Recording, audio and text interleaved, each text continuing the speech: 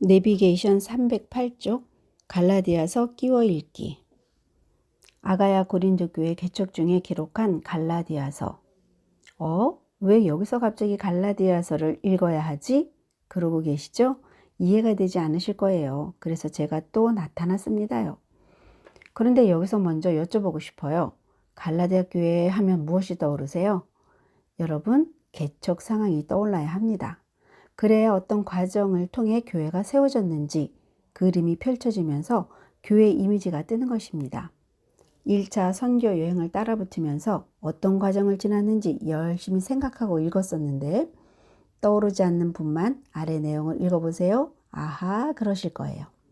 바울과 바나바의 1차 선교 여행 결과 생긴 교회, 비시디아 안디옥 회당 설교, 이고니온을 지나 루스드라에서 다리를 쓰지 못하는 장애인을 일으키자 헤르메스, 제우스라고 소를 가져와 바울과 바나바를 예배하려고 했고, 돌 맞고 죽었다 살아났고 더베까지 갔다가 다시 자기를 죽이려는 유대인들이 있는 그곳으로 되돌아와 장로를 세웠던 그 교회, 조직교회를 탄생시키려고 생명을 걸었던 바로 그 교회, 갈라디아 교회.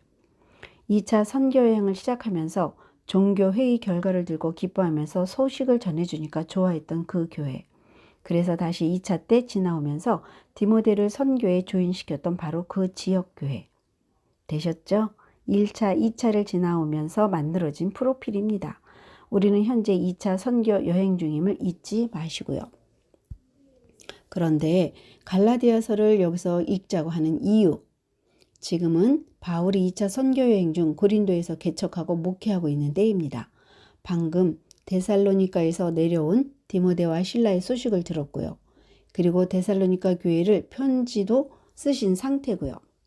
이런 상황에 겉으로는 전혀 보이지 않았지만 한 가지 문제가 있었어요. 뭐냐고요? 갈라디아 교회의 배신입니다.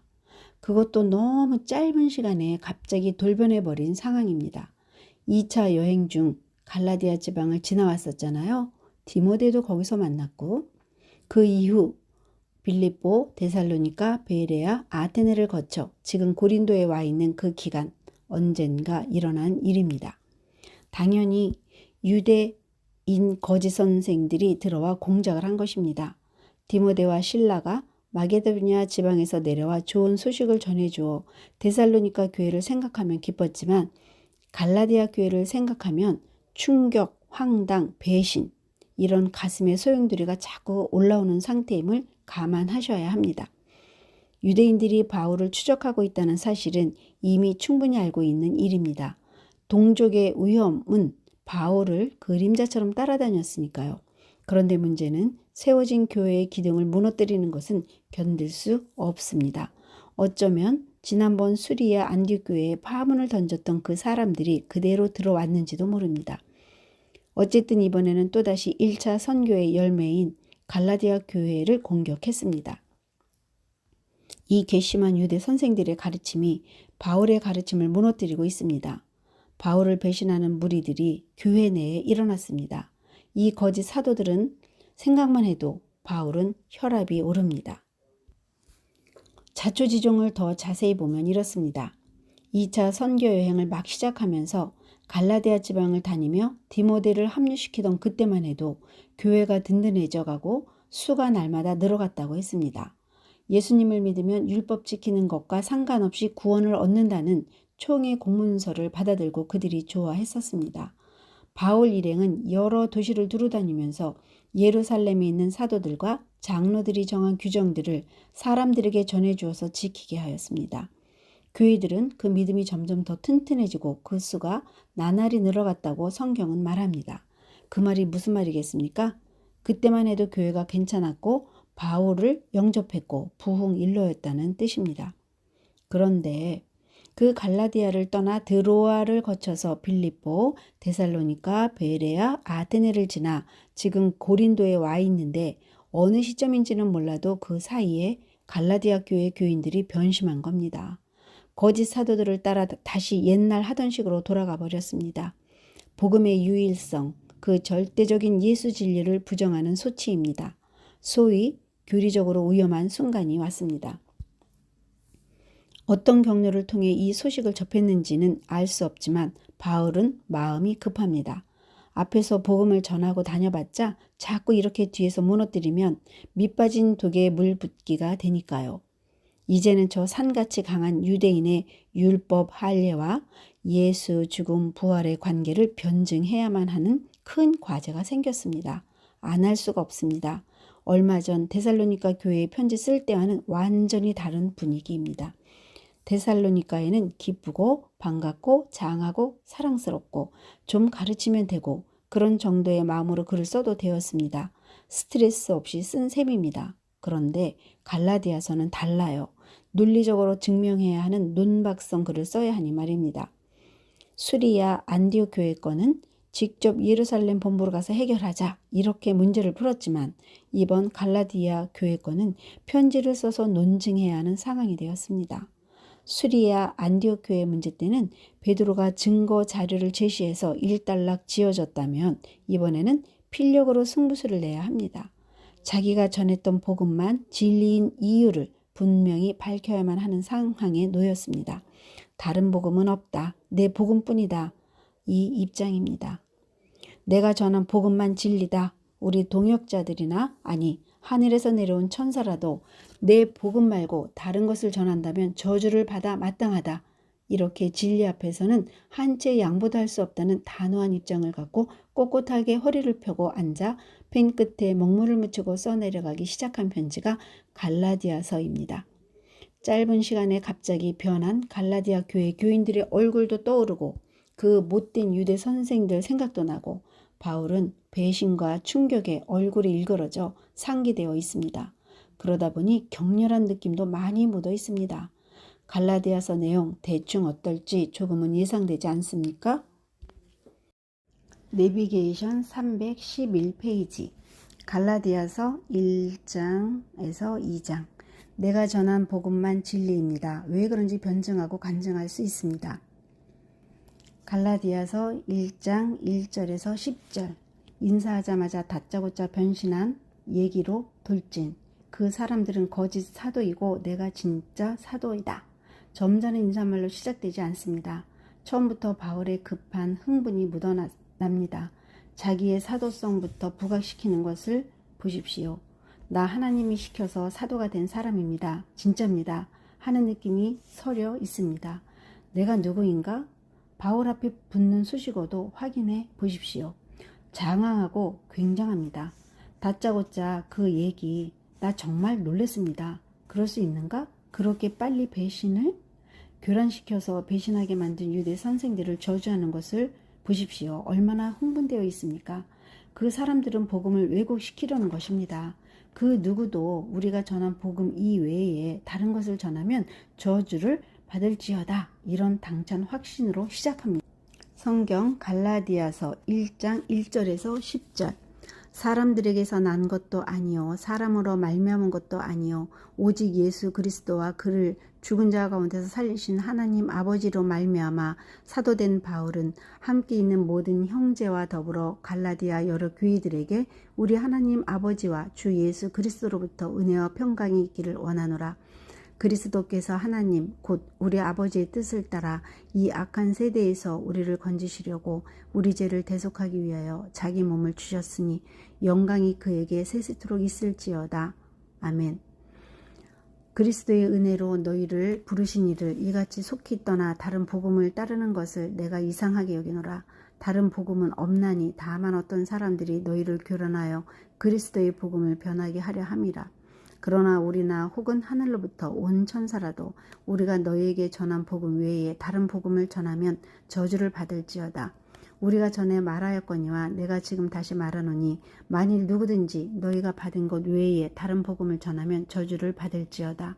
이제 내가 사람들에게 좋게 하랴 하나님께 좋게 하랴 사람들에게 기쁨을 구하랴 내가 지금까지 사람들의 기쁨을 구하였다면 그리스도의 종이 아니니라. 내비게이션 갈라디아서 1장 11절에서 2장 10절 내 과거를 보십시오. 내 복음이 진짜라고 변장하지 않습니까? 사람에게서 받은 것도 배운 것도 아니고 예수 그리스도께서 나타나셔서 직접 주신 것이니 내가 전한 복음이 진짜라는 주장을 합니다. 어떻게 받았냐고요? 말해볼까요? 하면서 운을 떼다 보니 간증이 되어 버립니다. 이 부분부터 2장까지 읽어보면 1차 선교여행 이후 종교회의까지의 바울 행적의 풀스토리가 있습니다.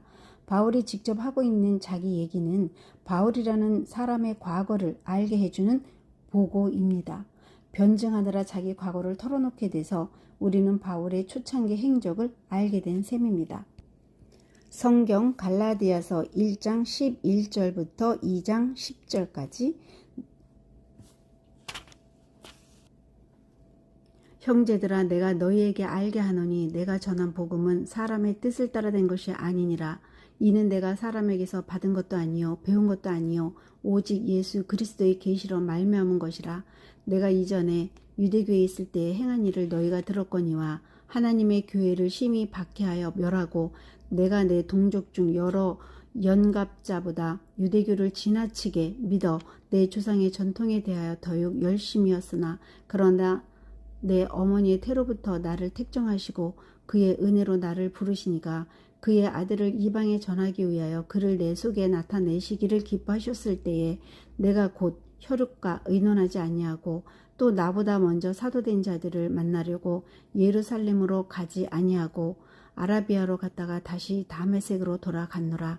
그 후 3년 만에 내가 게바를 방문하려고 예루살렘에 올라가서 그와 함께 15일을 머무는 동안 주의 형제 야고보 외에 다른 사도들을 보지 못하였노라. 보라 내가 너희에게 쓰는 것은 하나님 앞에서 거짓말이 아니로다. 그 후에 내가 수리아와 길리기아 지방에 이르렀으나 그리스도 안에 있는 유대의 교회들이 나를 얼굴로도 알지 못하고 다만 우리를 박해하던 자가 전에 멸하려던 그 믿음을 지금 전한다 함을 듣고 나로 말미암아 하나님께 영광을 돌리니라. 2장 14년 후에 내가 바나바와 함께 디도를 데리고 다시 예루살렘에 올라갔나니 계시를 따라 올라가 내가 이방 가운데서 전파하는 복음을 그들에게 제시하되 유력한 자들에게 사사로이 한 것은 내가 다름질하는 것이나 다름질한 것이 헛되지 않게 하려 함이라. 그러나 나와 함께 있는 헬라인 디도까지도 억지로 할례를 받게 하지 아니하였으니 이는 가만히 들어온 거짓 형제들 때문이라. 그들이 가만히 들어온 것은 그리스도 예수 안에서 우리가 가진 자유를 엿보고 우리를 종으로 삼고자 함이로되 그들에게 우리가 한시도 복종하지 아니하였으니 이는 복음의 진리가 항상 너희 가운데 있게 하려 함이라. 유력하다는 이들 중에 본래 어떤 이들이든지 내게 상관이 없으며 하나님은 사람을 외모로 취하지 아니하시나니 저 유력한 이들은 내게 의무를 더하여 준 것이 없고 도리어 그들은 내가 무할례자에게 복음 전함을 맡은 것이 베드로가 할례자에게 맡은가 같은 것을 보았고 베드로에게 역사하사 그를 할례자의 사도로 삼으시니가 또한 내게 역사하사 나를 이방인의 사도로 삼으셨느니라. 또 기둥같이 여기는 야고보와 게바와 요한도 내게 주신 은혜를 알므로 나와 바나바에게 친교의 악수를 하였으니 우리는 이방인에게로 그들은 할례자에게로 가게 하려 함이라. 다만 우리가 가난한 자들을 기억하도록 부탁하였으니 이것은 나도 본래부터 힘써 행하여 왔노라. 내비게이션 갈라디아서 2장 11절에서 14절 바울의 얘기를 듣다 보니 총회 이후 베드로, 바나바와 부딪히게 된 부분까지 흘러왔습니다. 기억을 더듬어 보세요. 2차 선교 여행 떠나기 전 양념으로 끼워 읽었던 부분이죠. 수리아 안디옥 교회에서 있었던 이 창피한 일을 지금 갈라디아 교회 교인들에게 폭로하고 있는 셈입니다. 더군다나 그 위대한 수장 베드로를 모든 사람이 읽으라고 보내는 공적인 편지에서 말입니다. 성경 갈라디아서 2장 11절에서 14절 게바가 안디옥에 이르렀을 때에 책망받을 일이 있기로 내가 그를 대면하여 책망하였노라. 야고보에게서 온 어떤 이들이 이르기 전에 게바가 이방인과 함께 먹다가 그들이 오매 그가 할례자들을 두려워하여 떠나 물러가매 남은 유대인들도 그와 같이 외식함으로 바나바도 그들의 외식에 유혹되었느니라. 그러므로 나는 그들이 복음의 진리를 따라 바르게 행하지 아니함을 보고 모든 자 앞에서 게바에게 이르되 네가 유대인으로서 이방인을 따르고 유대인답게 살지 아니하면서 어찌하여 억지로 이방인을 유대인답게 살게 하려느냐 하였노라. 갈라디아서 나머지 부분을 잘 읽으려면 베드로를 면책한 상권부터 시작해야 합니다. 베드로 사도님 미안합니다. 동역자, 그것도 예루살렘 모 교회의 최고 리더로서 당시 하늘처럼 신뢰하는 베드로를 이렇게 인신공격해도 되는 일입니까? 많은 사람이 보는 앞에서 질책하는 말을 고스란히 남겼습니다. 자기가 했던 말이니까 그대로 기록해 놨습니다. 심지어 우리까지 알게 됐습니다. 당신은 유대인으로서 유대인처럼 행동하지 않고 어찌하여 그 경멸하는 이방인에게 유대 사람처럼 되라고 강요하는 겁니까? 하나님의 법을 갖고 있다고 자부하는 거룩한 유대인들이 그토록 경멸하는 이방인처럼 행동하면서 어떻게 이방인들에게 유대인의 율법대로 살라고 강요합니까? 아, 베드로. 예수님과 함께 살던 시절에도 여러 번 혼나더니 바울에게도 이렇게 혼쭐이 납니다. 본문에 써있는 딱 한 문장만 했겠습니까?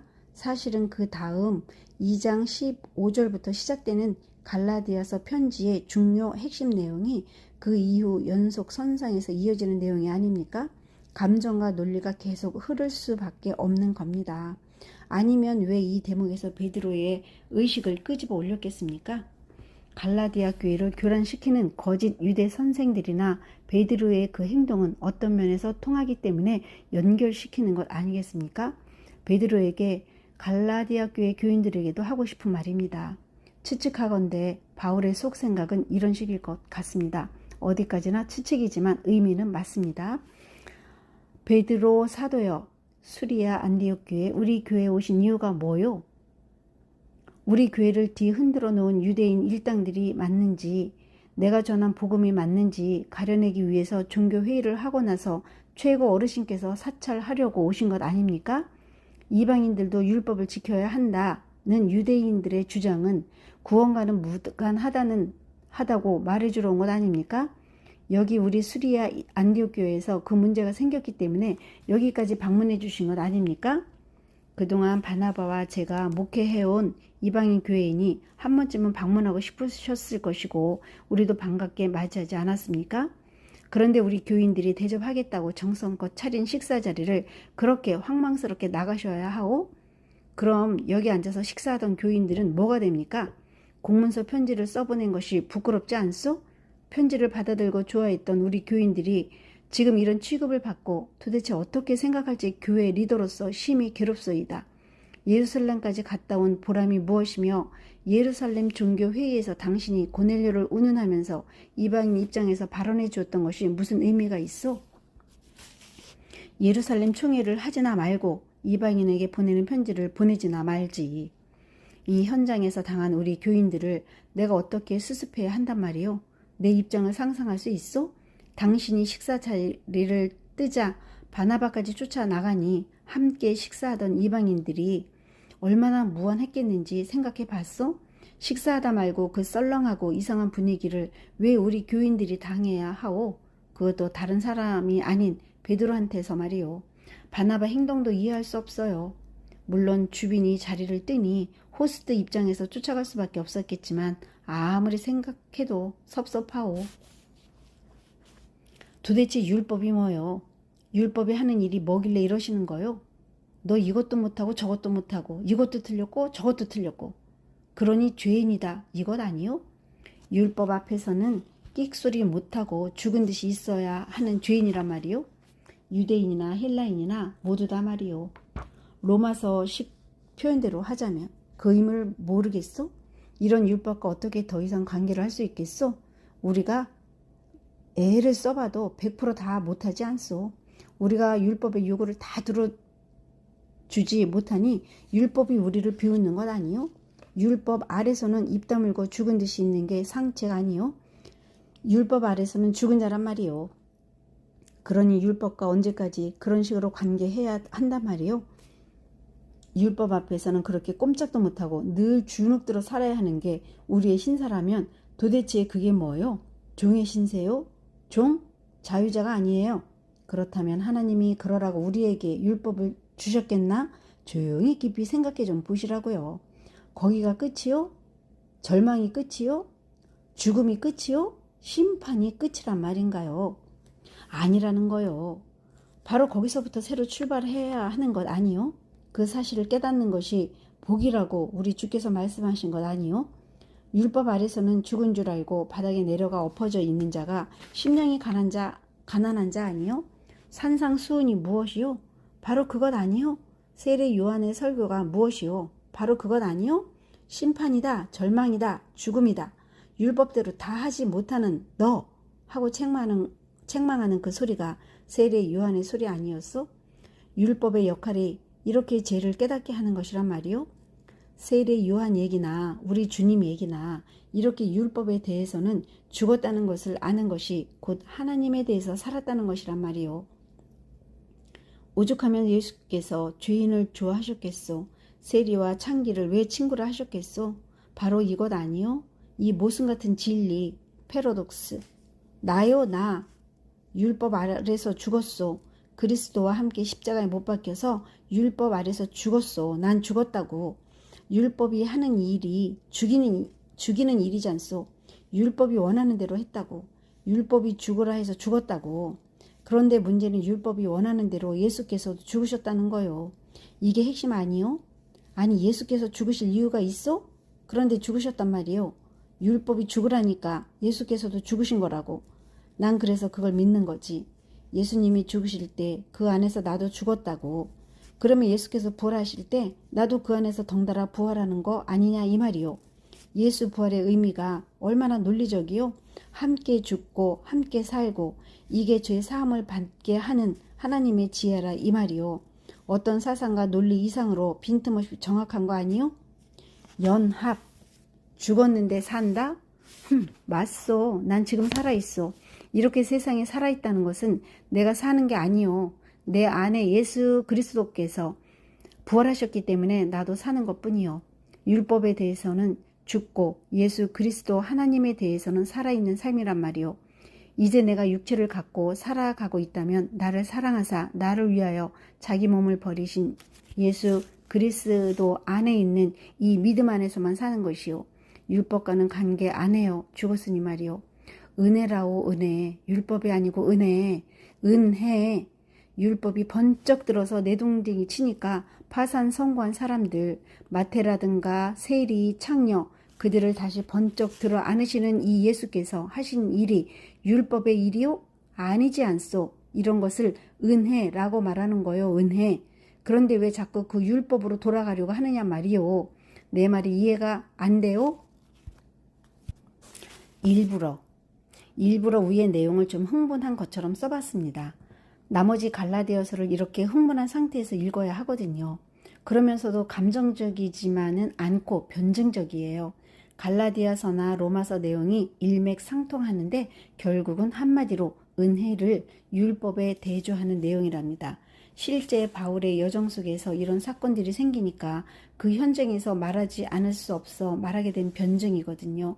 기독교 진리 정말 대단하지 않습니까? 구약을 알고 있던 사람으로서 예수 사건을 이런 식으로 논리화, 변증화 했다는 것이 바울의 실력입니다. 자, 이제 우리도 읽어봅시다. 이방인 때문에 저렇게 바울 선생이 해놓으셔서 우리도 덕을 보고 있는 겁니다. 열심히 싸우신 겁니다. 유대인과 이방인 사이에 막힌 담을 허느라고. 깊이 생각하며 읽읍시다. 현장 속에서 읽읍시다. 딱딱한 내용이지만 의미를 곱씹으며 읽다가 은혜 때문에 통곡이 나오면 좋겠습니다. 아하. 자, 내비게이션 갈라디아서 2장 15절에서 21절 위에서 읽은 내용을 생각하고 읽어봅시다. 성경 갈라디아서 15장부터 21절 우리는 본래 유대인이요 이방 죄인이 아니로되 사람이 의롭게 되는 것은 율법의 행위로 말미암음이 아니요 오직 예수 그리스도를 믿음으로 말미암는 줄을 알므로 우리도 그리스도 예수를 믿나니 이는 우리가 율법의 행위로서가 아니고 그리스도를 믿음으로써 의롭다함을 얻으려 함이라. 율법의 행위로서는 의롭다함을 얻을 육체가 없느니라. 만일 우리가 그리스도 안에서 의롭게 되려 하다가 죄인으로 드러나면 그리스도께서 죄를 짓게 하는 자냐? 결코 그럴 수 없느니라. 만일 내가 헐었던 것을 다시 세우면 내가 나를 범법한 자로 만드는 것이라. 내가 율법으로 말미암아 율법에 대하여 죽었나니 이는 하나님에 대하여 살려 함이라. 내가 그리스도와 함께 십자가에 못 박혔나니 그런즉 이제는 내가 사는 것이 아니요 오직 내 안에 그리스도께서 사시는 것이라. 이제 내가 육체 가운데 사는 것은 나를 사랑하사 나를 위하여 자기 자신을 버리신 하나님의 아들을 믿는 믿음 안에서 사는 것이라. 내가 하나님의 은혜를 패하지 아니하노니 만일 의롭게 되는 것이 율법으로 말미암으면 그리스도께서 헛되이 죽으셨느니라.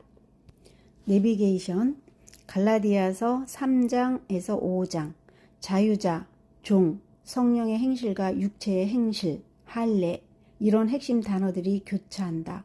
유대인이었던 바울 자신이 바로 유대주의자 자기를 설득한 해석입니다. 이 본문들은 구약을 십자가 앞에서 독해한 것입니다. 바리새인 중에 바리새인이었던 바울, 그러나 지금은 바리새인 유대인들에게 핍박받는 바울. 어떻게 똑같은 입장이었는데 이렇게 변할 수 있었을까요? 바로 우리가 지금 읽고 있는 이 내용이 그를 바뀌게 만든 해석입니다. 이것을 그냥 갈라디아 교회 교인들 읽으라고 보낸 정도로만 볼 것이 아니라 1차로는 바울이 유대인인 자기 자신을 이해시킨 자기 해석이라고 볼 수밖에 없습니다. 바울이 순순히 예수를 받아들였겠습니까? 이 내용으로 바리새인 바울, 자기 자신을 뚫어냈다고 밖에 볼 수 없습니다. 바울의 신학입니다. 주장하는 깃발입니다. 그래서 믿는 겁니다. 무턱대고가 아닙니다. 믿는 바 도리입니다. 바울이 다메섹 가는 길에 부활하신 예수님을 만난 것은 시작일 뿐이었습니다. 그 이후 그의 많은 구약 지식을 어떻게 다 주체했겠습니까? 예수님 앞에서 더 이상은 들고 있을 수 없는 구약의 율법들이 손가락 사이로 빠져나가는 것을 경험했기 때문에 바울은 지금 갈라디아 교회 교인들에게도 똑같이 풀어내는 것입니다. 종의 개념, 자유자의 개념, 하갈이냐 사라냐, 얼핏 스치는 바울의 감정 섞인 말들과 함께 칼같이 차가운 논리를 뚫어 보십시오. 갈라디아서 4장 8절에서 20절을 보면 갈라디아 교회를 교란시킨 자들의 영향을 받고 바울을 배신한 것이 못내 섭섭합니다. 5장 12절은 할례주의자들에 대해 매우 폭력적인 발언을 하는 바울의 성격도 보여줍니다. 성경 갈라디아서 3장에서 5장 어리석도다 갈라디아 사람들아, 예수 그리스도께서 십자가에 못 박히신 것이 너희 눈앞에 밝히 보이거늘 누가 너희를 꾀더냐. 내가 너희에게서 다만 이것을 알려 하노니 너희가 성령을 받은 것이 율법의 행위로냐 혹은 듣고 믿음으로냐. 너희가 이같이 어리석으냐. 성령으로 시작하였다가 이제는 육체로 마치겠느냐. 너희가 이같이 많은 괴로움을 헛되이 받았느냐. 과연 헛되냐. 너희에게 성령을 주시고 너희 가운데서 능력을 행하시는 이의 일이 율법의 행위에서냐 혹은 듣고 믿음에서냐. 아브라함이 하나님을 믿음에 그것을 그에게 의로 정하셨다 함과 같으니라. 그런즉 믿음으로 말미암은 자들은 아브라함의 자손인 줄 알지어다. 또 하나님이 이방인을 믿음으로 말미암아 의로 정하실 것을 성경이 미리 알고 먼저 아브라함에게 복음을 전하되 모든 이방인이 너로 말미암아 복을 받으리라 하였느니라. 그러므로 믿음으로 말미암은 자는 믿음이 있는 아브라함과 함께 복을 받느니라. 무릇 율법 행위에 속한 자들은 저주 아래에 있나니 기록된 바 누구든지 율법책에 기록된 대로 모든 일을 항상 행하지 아니하는 자는 저주 아래에 있는 자라 하였습니다. 또 하나님 앞에서 아무도 율법으로 말미암아 의롭게 되지 못할 것이 분명하니 이는 의인은 믿음으로 살리라 하였습니다. 율법은 믿음에서 난 것이 아니니 율법을 행하는 자는 그 가운데서 살리라 하셨느니라. 그리스도께서 우리를 위하여 저주를 받은 바 되사 율법의 저주에서 우리를 속량하셨으니 기록된 바 나무에 달린 자마다 저주 아래에 있는 자라 하였습니다. 이는 그리스도 예수 안에서 아브라함의 복이 이방인에게 미치게 하고 또 우리로 하여금 믿음으로 말미암아 성령의 약속을 받게 하려 함이라. 형제들아, 내가 사람의 예대로 말하노니 사람의 언약이라도 정한 후에는 아무도 패하거나 더하거나 하지 못하느니라. 이 약속들은 아브라함과 그 자손에게 말씀하신 것인데 여럿을 가리켜 그 자손들이라 하지 아니하시고 오직 한 사람을 가리켜 네 자손이라 하셨으니 곧 그리스도라. 내가 이것을 말하노니 하나님께서 미리 정하신 언약을 430년 후에 생긴 율법이 폐기하지 못하고 그 약속을 헛되게 하지 못하리라. 만일 그 유업이 율법에서 난 것이면 약속에서 난 것이 아니리라. 그러나 하나님의 약속으로 말미암아 아브라함에게 주신 것이라. 그런즉 율법은 무엇이냐? 범법함으로 더하여진 것이라. 천사들을 통하여 한 중보자의 손으로 베푸신 것인데 약속하신 자손이 오시기까지 있을 것이라. 그 중보자는 한편만 위한 자가 아니나 하나님은 한 분이시니라. 그러면 율법이 하나님의 약속들과 반대되는 것이냐? 결코 그럴 수 없느니라. 만일 능히 살게 하는 율법을 주셨더라면 의가 반드시 율법으로 말미암았으리라. 그러나 성경이 모든 것을 죄 아래에 가두었으니 이는 예수 그리스도를 믿음으로 말미암는 약속을 믿는 자들에게 주려 함이라. 믿음이 오기 전에 우리는 율법 아래에 매인바되고 계시될 믿음의 때까지 갇혔느니라. 이같이 율법이 우리를 그리스도께로 인도하는 초등교사가 되어 우리로 하여금 믿음으로 말미암아 의롭다함을 얻게 하려 합니다. 믿음이 온 후로는 우리가 초등교사 아래 있지 아니하도다. 너희가 다 믿음으로 말미암아 그리스도 예수 안에서 하나님의 아들이 되었으니 누구든지 그리스도와 합하기 위하여 세례를 받은 자는 그리스도로 옷 입었느니라. 너희는 유대인이나 헬라인이나 종이나 자유인이나 남자나 여자나 다 그리스도 예수 안에서 하나이니라. 너희가 예수 그리스도의 것이면 곧 아브라함의 자손이요 약속대로 유업을 이을 자니라. 4장. 내가 또 말하노니 유업을 이을 자가 모든 것의 주인이나 어렸을 동안에는 종과 다름이 없어서 그 아버지가 정한 때까지 후견인과 청지기 아래에 있나니 이와 같이 우리도 어렸을 때에 이 세상의 초등 학문 아래에 있어서 종 노릇하였더니 때가 참에 하나님이 그 아들을 보내사 여자에게서 나게 하시고 율법 아래에 나게 하신 것은 율법 아래에 있는 자들을 속량하시고 우리로 아들의 명분을 얻게 하려 하심이라. 너희가 아들이므로 하나님이 그 아들의 영을 우리 마음 가운데 보내사 아빠 아버지라 부르게 하셨느니라. 그러므로 네가 이후로는 종이 아니요 아들이니 아들이면 하나님으로 말미암아 유업을 받을 자니라. 그러나 너희가 그때에는 하나님을 알지 못하여 본질상 하나님이 아닌 자들에게 종노릇하였더니 이제는 너희가 하나님을 알 뿐 아니라 더욱이 하나님이 아신 바 되었거늘 어찌하여 다시 약하고 천박한 초등 학문으로 돌아가서 다시 그들에게 종노릇하려 하느냐. 너희가 날과 달과 절기와 해를 삼가 지키니 내가 너희를 위하여 수고한 것이 헛될까 두려워하노라. 형제들아 내가 너희와 같이 되었은즉 너희도 나와 같이 되기를 구하노라. 너희가 내게 해롭게 하지 아니하였느니라. 내가 처음에 육체의 약함으로 말미암아 너희에게 복음을 전한 것을 너희가 아는 바라. 너희를 시험하는 것이 내 육체에 있으되 이것을 너희가 없인 여기지도 아니하며 버리지도 아니하고 오직 나를 하나님의 천사와 같이 또는 그리스도 예수와 같이 영접하였도다. 너희의 복이 지금 어디 있느냐? 내가 너희에게 증언하노니 너희가 할 수만 있었더라면 너희의 눈이라도 빼어 나에게 주었으리라. 그런즉 내가 너희에게 참된 말을 함으로 원수가 되었느냐? 그들이 너희에게 대하여 열심 내는 것은 좋은 뜻이 아니요 오직 너희를 이간시켜 너희로 그들에게 대하여 열심을 내게 하려 함이라. 좋은 일에 대하여 열심으로 사모함을 받음은 내가 너희를 대하였을 때뿐만 아니라 언제든지 좋으니라. 나의 자녀들아 너희 속에 그리스도의 형상을 이루기까지 다시 너희를 위하여 해산하는 수고를 하노니 내가 이제라도 너희와 함께 있어 내 언성을 높이려 함은 너희에 대하여 의혹이 있음이라. 내게 말하라. 율법 아래에 있고자 하는 자들아 율법을 듣지 못하였느냐? 기록된 바 아브라함에게 두 아들이 있으니 하나는 여종에게서 하나는 자유 있는 여자에게서 낳다 하였으며 여종에게서는 육체를 따라 낳고 자유 있는 여자에게서는 약속으로 말미암았느니라. 이것은 비유니 이 여자들은 두 언약이라. 하나는 신의 산으로부터 종을 낳은 자니 곧 하갈이라. 이 하갈은 아라비아에 있는 신의 산으로서 지금 있는 예루살렘과 같은 곳이니 그가 그 자녀들과 더불어 종노릇하고 오직 위에 있는 예루살렘은 자유자니 곧 우리 어머니라. 기록된 바 잉태하지 못한 자여 즐거워하라. 상고를 모르는 자여 소리질러 외치라. 이는 홀로 사는 자의 자녀가 남편 있는 자의 자녀보다 많음이라 하였으니 형제들아 너희는 이삭과 같이 약속의 자녀라.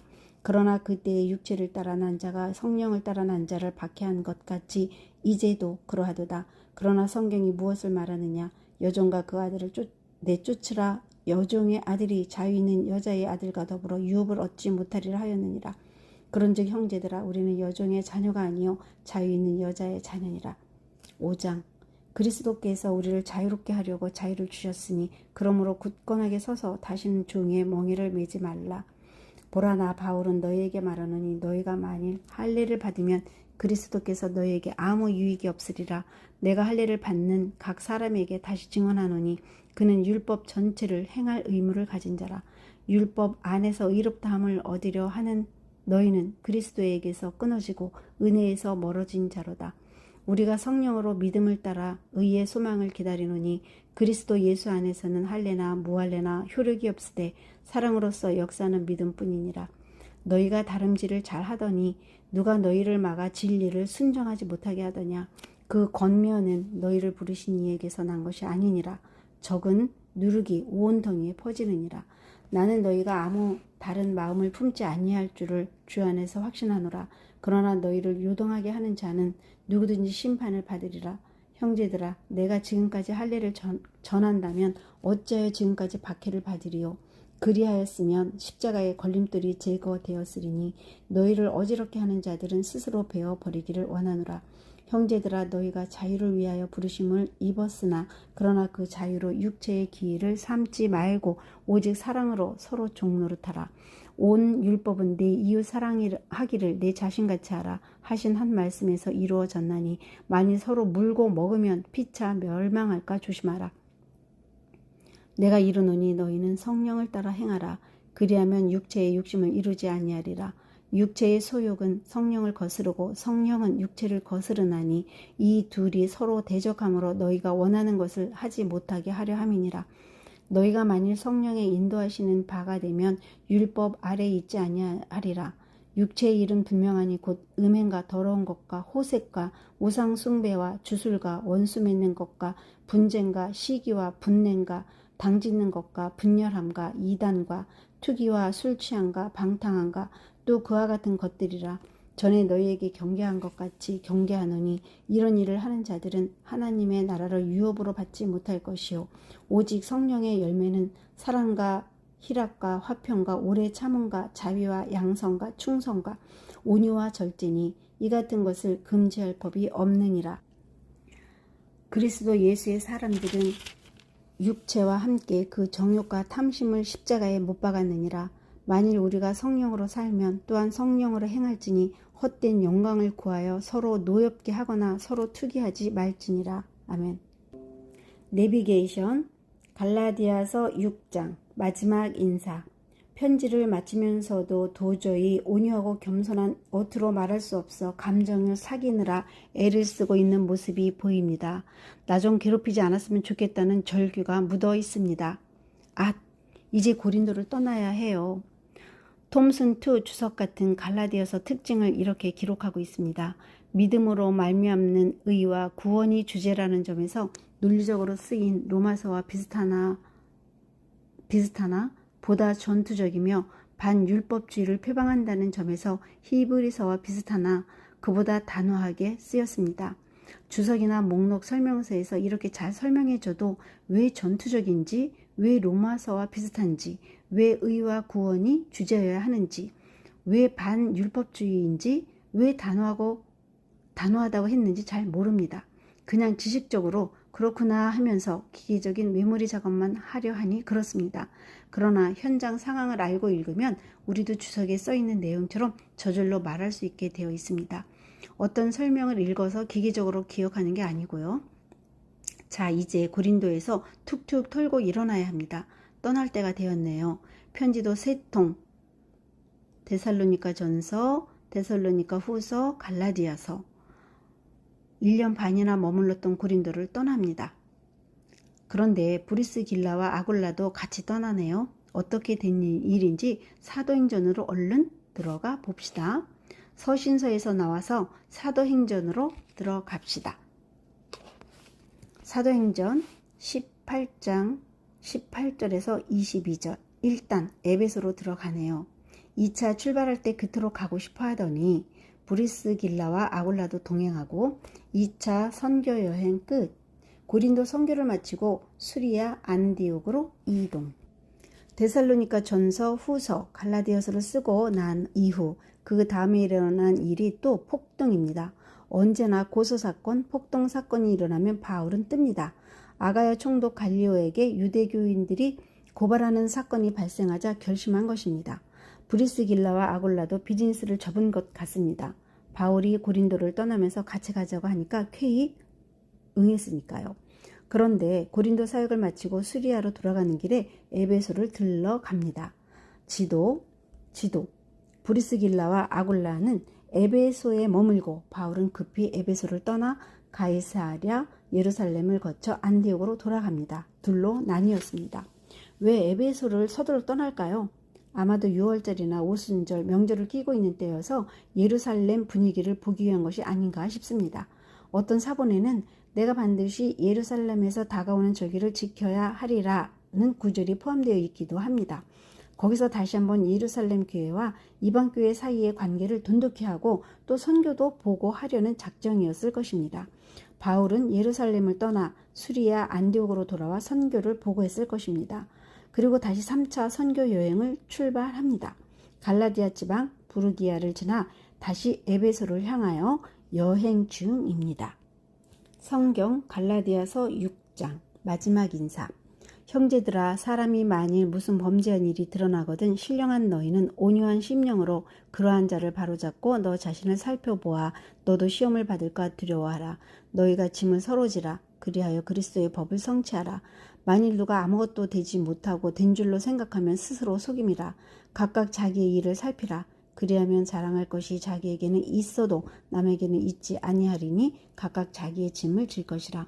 가르침을 받는 자는 말씀을 가르치는 자와 모든 좋은 것을 함께하라. 스스로 속이지 말라. 하나님은 업신여김을 받지 아니하시나니 사람이 무엇으로 심든지 그대로 거두리라. 자기의 육체를 위하여 심는 자는 육체로부터 썩어질 것을 거두고 성령을 위하여 심는 자는 성령으로부터 영생을 거두리라. 우리가 선을 행하되 낙심하지 말지니 포기하지 아니하면 때가 이름에 거두리라. 그러므로 우리는 기회 있는 대로 모든 이에게 착한 일을 하되 더욱 믿음의 가정들에게 할지니라. 내 손으로 너희에게 이렇게 큰 글자로 쓴 것을 보라. 무릇 육체의 모양을 내려 하는 자들이 억지로 너희에게 할례를 받게 함은 그들이 그리스도의 십자가로 말미암아 박해를 면하려 함뿐이라. 할례를 받은 그들이라도 스스로 율법은 지키지 아니하고 너희에게 할례를 받게 하려 하는 것은 그들이 너희의 육체로 자랑하려 함이라. 그러나 내게는 우리 주 예수 그리스도의 십자가 외에 결코 자랑할 것이 없으니 그리스도로 말미암아 세상이 나를 대하여 십자가에 못 박히고 내가 또한 세상을 대하여 그러하니라. 할례나 무할례가 아무것도 아니로되 오직 새로 지으심을 받는 것만이 중요하니라. 무릇 이 규례를 행하는 자에게와 하나님의 이스라엘에게 평강과 긍휼이 있을지어다. 이후로는 누구든지 나를 괴롭게 하지 말라. 내가 내 몸에 예수의 흔적을 지니고 있노라. 형제들아, 우리 주 예수 그리스도의 은혜가 너희 심령에 있을지어다. 아멘. 사도행전 18장 18절에서 22절. 바울은 더 여러 날 머물다가 형제들과 작별하고 배 타고 수리아로 떠나갈새 브리스길라와 아굴라도 함께 하더라. 바울이 일찍이 서원이 있었으므로 갱그레아에서 머리를 깎았더라. 에베소에 와서 그들을 거기 머물게 하고 자기는 회당에 들어가서 유대인들과 변론하니 여러 사람이 더 오래 있기를 청하되 허락하지 아니하고 작별하여 이르되 만일 하나님의 뜻이면 너희에게 돌아오리라 하고 배를 타고 에베소를 떠나 가이사랴에 상륙하여 올라가 교회의 안부를 물은 후에 안디옥으로 내려가서 얼마 있다가 떠나 갈라디아와 부르기아 땅을 차례로 다니며 모든 제자를 굳건하게 하니라. 아멘.